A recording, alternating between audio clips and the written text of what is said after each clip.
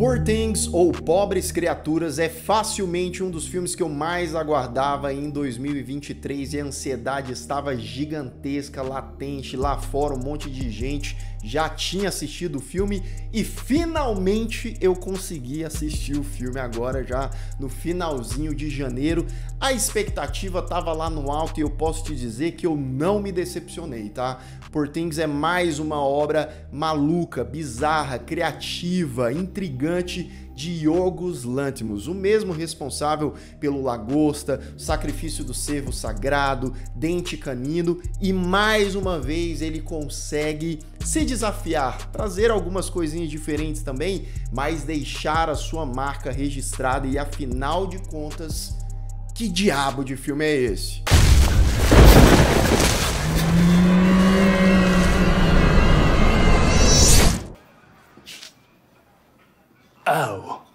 Sejam todos muito bem-vindos a mais um Refúgio Cult, meus amigos, e hoje para falarmos finalmente sobre Poor Things ou Pobres Criaturas, um filme que eu, mais uma vez repito, tava aguardando pra caramba, até porque eu gosto demais do trabalho do Yorgos Lanthimos, dos seus outros filmes, gosto demais do trabalho da Emma Stone, pra mim é uma das maiores atrizes da sua geração. Eu já posso adiantar que nesse filme aqui ela transcende, tá? Em vários aspectos ela tá fenomenal, mas o filme como um todo você tem que, rapaz, tentar achar pelo em ovo pra falar alguma coisa ruim. Só se você não pegar, não gostar da vibe do filme, da estranheza que ele te traz. Mas pra quem curte essa pegada, com certeza vai ser uma experiência. Poor Things é baseado no livro Poor Things, lançado em 1992, escrito por Alasdair Gray, e que já traz um conceito, um elemento que esteticamente pro filme é um negócio maravilhoso, que é aquela coisa steampunk, porque o filme ele se passa ali na Londres vitoriana, né? Mas ao mesmo tempo que é antigo, ele também traz coisas tecnológicas que não tinha naquela época. Então ele faz essa mescla, essa distopia, digamos assim, trazendo também elementos do surrealismo. Tendo esse universo e todos esses elementos, a gente segue a história de Bella Baxter, uma moça que na primeira cena a gente vê que ela tirou a sua própria vida, ela acabou ali pulando de uma ponte e ela é trazida de volta pelo Dr. Godwin, chamado de God, Deus, né? O Deus dando a vida novamente para um cadáver, né? Então ele faz ali um experimento com ela, ela volta, só que ela volta de um jeito ali truncado, de um jeito mais engessado, né? Não se lembrando da sua vida passada. E aí, Emma Stone brilhando, né? A maneira como ela fala, é quase que fosse um bebezinho aprendendo a falar, falando tudo errado, falando tudo desengonçado, com problema até de mexer ali a boca, sabe? De comer, de andar, a forma como ela anda, né? Aquela forma completamente desengonçada. Seek outings and adventures. Bella, so much to discover. A relação entre Bella e Godwin é interessante e é complexa ao mesmo tempo, porque God, trata Bella como uma filha, mas ela também é um experimento valiosíssimo. Ela não pode sair da casa dele, inclusive a casa dele é um espetáculo à parte, né? Toda a ambientação, a mise-en-scène que eles criam ali é interessantíssimo, tá? Só que Bella, quanto mais ela vai aprendendo, quanto mais ela vai se desenvolvendo, tá? E rapidamente ela vai querendo liberdade, ela quer sair de casa, ela quer conhecer o mundo, ela quer conhecer outras pessoas. O Godwin até traz o Max, que é um aluno dele lá na faculdade de medicina, né? Traz o cara para ajudar a estudar a Bella, mas para ver se os dois têm ali um interesse amoroso e se prende ela ali, mas isso não é suficiente, tá?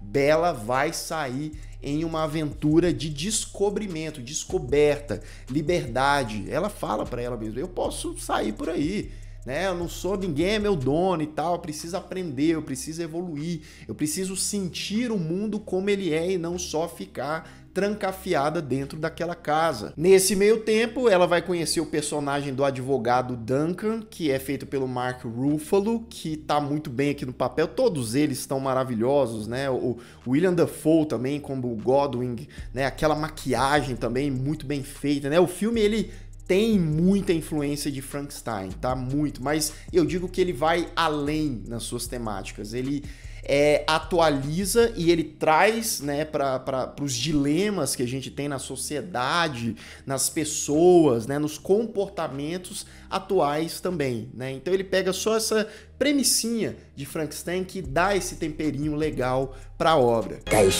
Shall we sing? Horror. E aí eu tava falando do Mark Ruffalo, esse personagem dele é muito bom, o Duncan, que ele é um mala sem alça, tá? Ele é um cara ali, é uma espécie de pseudo vilão, digamos assim, algo bem diferente do que a gente costuma ver com um ator por aí. Eu brinco que de pobres criaturas só tem um nome, tá? Porque é um filme riquíssimo, belíssimo, não é um filme com um orçamento gigantesco, colossal, ele custou, se eu não me engano, 35 milhões de dólares. E mais uma vez é aquele tipo de obra que eles conseguem aproveitar muito bem esse orçamento, porque você tem um investimento ali nos ambientes, você tem ambiente que é construído ali, que é cenário, que é aquela coisa caricata, mas faz muito parte daquele universo, daquela história que está sendo contada, então nunca fica um negócio brega, um negócio esquisito, quer dizer, tem formas e conceitos esquisitos, mas está na intenção do filme também, então funciona definitivamente para aquilo ali. Né, o figurino espalhafatoso, aquelas roupas que você olha e fala que diabo é isso, né? Então esbanja criatividade, tá? E aí eu falei do Yorgos Lanthimos, né? Porque ele tem muito sua autoralidade, sua identidade nos seus filmes, né? A maneira como os personagens reais, a maneira como ele filma e tal, né? Aqui eu acho que a direção dele é ousada, não à toa o filme tá sendo indicado a 11 Oscars, se eu não me engano. Entre eles, a direção do Yorgos Lanthimos, e eu acho que ele não se contenta a dirigir de uma maneira muito linear esse filme, o que é incrível, né? Porque ele muda lentes o tempo todo, câmeras o tempo todo, às vezes é mais tradicional, abertona, às vezes é lente de olho de peixe, aquela coisa que centraliza muito, e ele vai trocando a edição, ela não fica muito tempo em uma lente, ele vai transitando em diferentes lentes, em diferentes perspectivas, e a maneira como ele vai trazendo aquele universo à vida, como ele vai filmando ali os cenários, né, as danças dos personagens, os diálogos dos personagens. Então, tudo é muito bem pensado e tudo, mais uma vez, traz uma característica do diretor em que ele não filma apenas por filmar. Ele filma muitas vezes para trazer um certo desconforto. Essa é a palavra que eu estava procurando. O desconforto, ele habita na forma como o diretor ele traz algumas cenas e ele quer passar aquela sensação constantemente com os personagens, com a imprevisibilidade, a maluquice dos personagens. E eu até diria também que o Yorgos Lanthimos, ele tem muito um padrão fechadinho, quase lá o Wes Anderson, a maioria dos filmes dele tem ali uma fórmula. O Yorgos Lanthimos, ele tava vindo nessa crescente com a fórmula dele. Eu acho que esse filme, ele abre mão um pouco mais da fórmula dele, tá? Tem elementos da fórmula dele, tem a estranheza, tem a bizarrice, tem a ousadia em cenas, tem bastante, tá?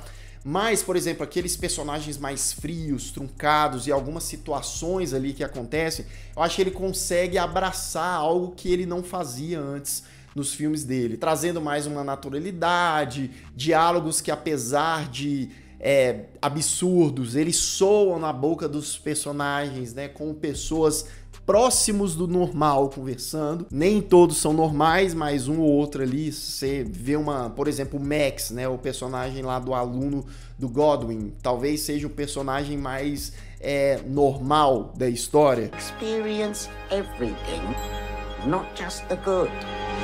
E essa quebra que o Yorgos faz, né, na direção, no texto, se expande também para a trilha sonora, que é super estranha, né? Às vezes é só um instrumento de corda fazendo um ruído ali, mas ao mesmo tempo formando uma melodia, mesmo que irregular. E isso vai sendo presente em vários momentos do filme. E como o filme equilibra, tá, muito bem, momentos em que são totalmente cômicos, eu dei boas risadas no decorrer desse filme, acontece uma coisa ali, às vezes é até um humor físico também, né? A Emma Stone faz uma coisa física ali que de repente você tá dando gargalhada, como também tem um aspecto dramático, reflexivo, sombrio ali na trama, que não fica pra trás não, principalmente em seu terceiro ato. E eu posso falar assim, ó, tranquilamente, esse é o personagem, o papel, o trabalho mais ousado da carreira de Emma Stone. Já tinha sido mais ousadinho ali na Favorita, foi mais ousado ainda, eu não tô falando apenas as cenas de nudez, sim, tem bastante, né? Tem as cenas ali também de sexo, né? Mas eu digo a personagem, a entrega dela e como a personagem evolui do início. Se for comparar ela do iniciozinho do filme até o final, né? Existe esse grande complexo aí da personagem, que é um trabalho realmente impecável. Como eu disse, eu usei a palavra antes, transcendental, porque eu acho que é um trabalho digno de prêmio. Inclusive, se ela ganhar o prêmio de melhor atriz em 2024, eu estarei muito feliz, porque eu acho que ela entregou muito aqui. Inclusive, tá?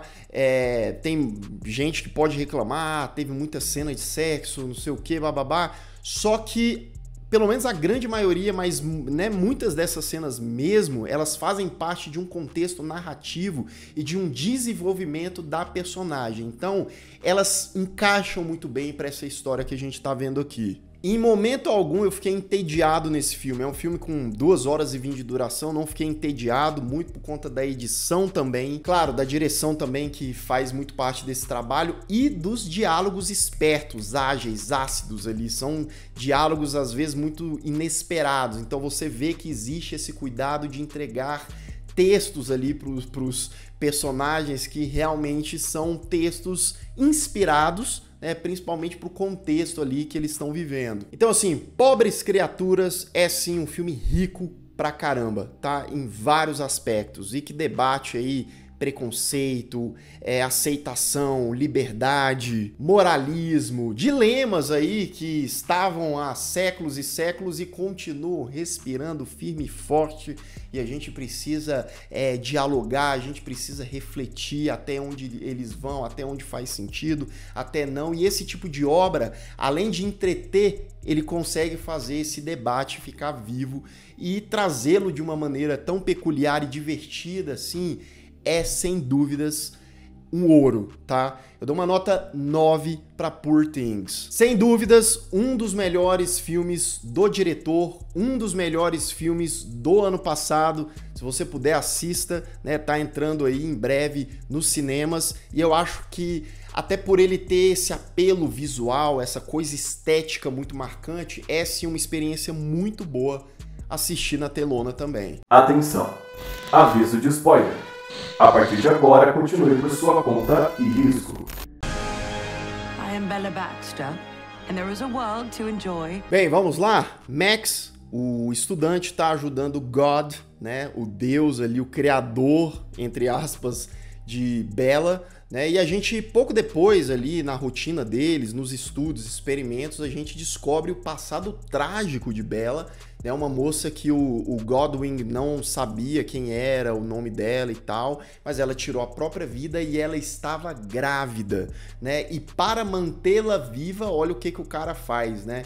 Ele pega o bebê, tira o cérebro e bota na Bella. Sim, ela tá com o cérebro do próprio filho dela. Então, vem muito essa coisa dela tá aprendendo como se ela fosse um bebê, uma criança, né? Porque o cérebro dela era de uma criança mesmo, né? Um Frankenstein aí, com conceitos diferenciados também. Max, o rapaz que tá apaixonado pela Bella, né? Pede ela em casamento, ela aceita, olha só que coisa linda, só que Bella está com aquele fogo naquele lugar. E ela simplesmente fala assim, ó, vou casar com você, mas eu vou viver uma aventura. Eu preciso conhecer o mundo, eu preciso dar o fora, eu preciso ver como que são as coisas, né, do lado de fora. Quando eu voltar, a gente casa, né? E como que ela faz isso? Ela conhece o Duncan, um mala sem alça, que já atiça ela, né, que é o personagem do Mark Ruffalo lá. E ela fala, é que esse maluco mesmo que eu vou me aventurar por aí. E o bom do filme é que ele não cria uns melodramas desnecessários, porque assim, a Bella sabe que o Duncan é um mala sem alça, ele mesmo fala, né? Ele mesmo admite que ele não vale muita coisa, e ela fala pro pai dela, né? Ela considera o God o pai dela. Ela fala assim, pai, eu estou pretendendo fugir hoje à meia-noite. Se você me impedir, né, eu vou ficar com ódio, tarararararara. E mesmo Godwyn não querendo, ele acaba, né, deixando a filha aí, né, com o coração na mão ali e fala, ó, vamos pagar pra ver. Duncan e Bella então partem para Lisboa, né? Lá eles interagem obsessivamente, várias cenas. Bella não se cansa, ela fala, meu Deus, isso é a melhor coisa da vida. Ela inclusive vira pro Duncan uma vez e fala assim, por que as pessoas elas não vivem só fazendo, coisando, né? Ele fala, ó, é difícil pro homem, o homem consegue ali 1, 2, quiçá 3 vezes, né? E o engraçado é que ela bota uma pilha nele e ele fala, ó, não dou conta. Isso que ele paga de garanhão, de galanteador, que dá conta, mas a mulher ali tá insaciável. E aí é interessante, porque o Duncan, né, se achando maioral, eu vou mandar nesse relacionamento, nessa viagem aqui. A Bella, ela não deixa barato, né? Ela vai se evoluindo tão rápido intelectualmente também, nas escolhas e na independência dela, ela sai sozinha e tal, que vai deixando o cara cabreiro. Ele vai, opa, peraí, ele gostava dela quando ela era bobinha, inocente, não sabia de nada. Agora que ela tá espertona, inteligentona, né? Ele tá preocupado. Ele fala, vamos mudar de ambiente, vamos sair daqui de Lisboa, né? Eles vão lá para um cruzeiro, fazer uma viagem. Nessa viagem, a Bella conhece a Martha e um outro rapaz lá, que introduzem para ela novos conceitos, como, por exemplo, a filosofia. Então, Bella passa a ler sobre filosofia e ficar cada vez mais inteligente, cada vez mais questionadora, pro desespero do Duncan. Com isso, o mala, o Duncan, ele passa a entrar em desespero, ficar até com certo receio ali da Bella, passa a beber, a jogar, a gastar o seu dinheiro ali à toa. E aí o que acontece? Uma parte muito interessante, né? O rapaz ali que apresenta filosofia pra Bella, eles param ali em Alexandria, que fica no Egito. Lá, pela primeira vez, a Bella tem contato com a extrema pobreza, bebês morrendo na rua, o povo magro pra caramba, passando fome e tal. E aí a crise existencial vem, mas vem com tudo, meu amigo, né? E ela passa, e ela que tava lendo filosofia, ela fala, como assim? Como eu tenho tudo? Roupa, condição, não sei o que, tô no navio, e essas pessoas estão assim. Sabe o que ela faz? Ela volta lá no navio, o Duncan tá bêbado lá, ele ganhou uma grana nos jogos lá de carta e coisa e tal, e ela, sem ele perceber, pega toda a grana que ele ganhou e vai doar para essas pessoas, para, né, as pessoas pobres ali. Só que o navio tá saindo e tem 2 trabalhadores da tripulação lá do navio e falam, ó, tá indo embora, você vai ficar aí. Ela fala, não, mas eu preciso doar esse dinheiro. Aí eles falam o quê? Não, passa pra gente que a gente entrega pra eles. E assim ela faz. A inocência ainda habita Bella, né? E aí ela deixa os caras irem e deixaram uma fortuna ali que o cara ganhou para uns mal acabados. Sem dinheiro algum, Duncan tá desesperado, né? Que ele quer matar ali a Bella, mas ele tá apaixonado por ela. Ele achou que ele não ia se apaixonar por ela, mas o jogo virou completamente. Ela tá tanto faz, tanto fez. Ele está amando, né? E aí o capitão do navio falou, ó, vocês vão descer na França, que é a próxima parada, né? Nós vamos despejar vocês. E assim acontece. Where did she come from? I shall. Eles estão na França, no frio, com fome, sem um tostão, longe de casa, né? E a Bella, ela conversa com a senhorinha ali que tá no hotel, que fala, tem uns quartos aí e tal. Aí passa um rapaz, é só você dormir com ele, ele vai te pagar, você consegue me pagar o quarto.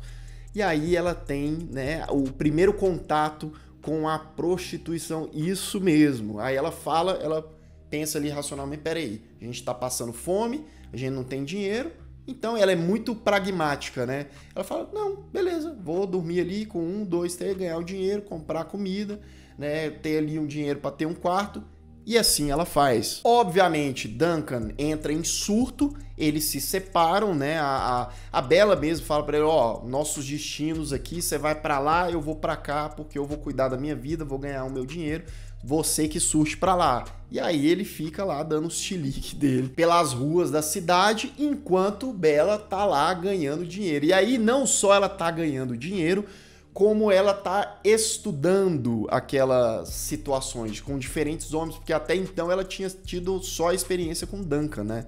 Então ela estava tendo experiências com vários outros homens, experiências terríveis, experiências melhores, experiências nojentas, inclusive uma experiência, talvez a mais bizarra, que é um cara que leva os 2 filhos lá, criança deles, para ele demonstrar para os filhos como é que se faz, como que, né, entra lá na hora H. E ele vai fazendo tudo, e os filhinhos anotando ali num bloco de notas, e o cara lá mandando ver, os meninos anotando, existe de tudo. People not just do this all the time.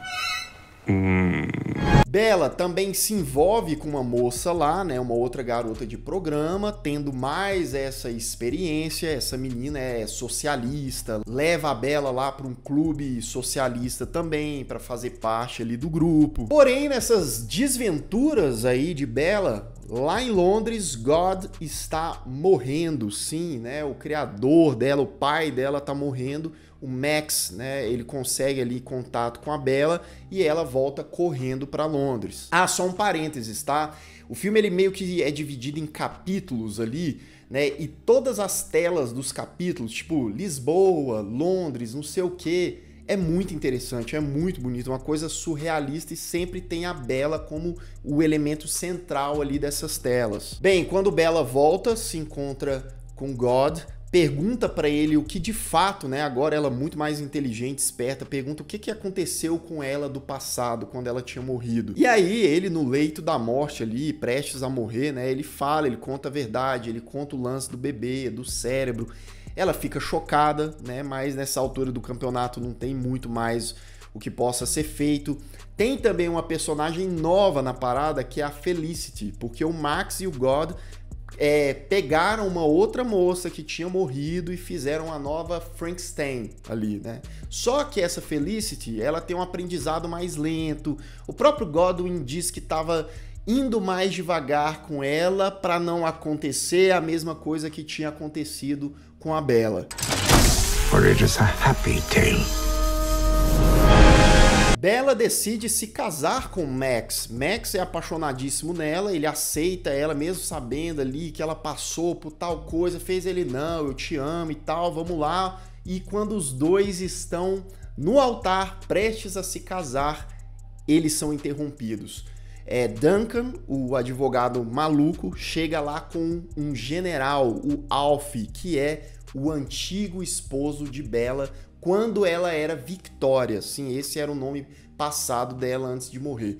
E aí o cara chega lá e tal, interrompendo, né, o Duncan que entregou todo o esquema lá, o advogado malandro, né.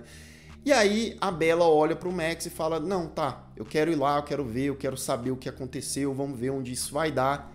E ela vai com o general. Bem, demora segundos até ela ver que a parada ali é pesada, que o general é maluco, o cara anda com uma pistola ali ameaçando os funcionários o tempo todo, né? Um cara violento, ele fala que ela também era assim no passado, né? E aí ela fica assustada, a Bella.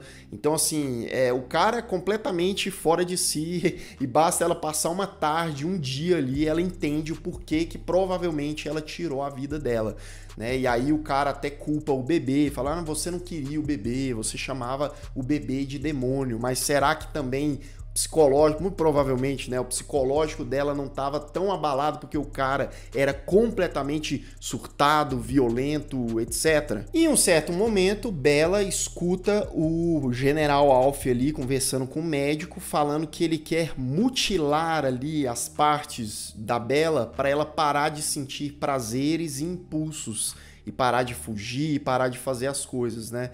Ela fica assustadíssima, ela vai encarar o Alf, ela fala, quero ir embora, já não aguento mais ficar aqui, já entendi tudo, né, o que aconteceu. Ele aponta uma arma pra ela e prepara um drink ali com clorofórmio pra ela beber e eles fazerem a cirurgia lá nela. Ela pega o copo, joga na cara do maluco, ele acaba atirando no próprio pé dele. Bella decide ajudar o maluco, né? Carrega ele lá pro Max, pro Godwin, fala, faça aí uma cirurgia porque ele tá perdendo muito sangue e ele vai morrer. Bella.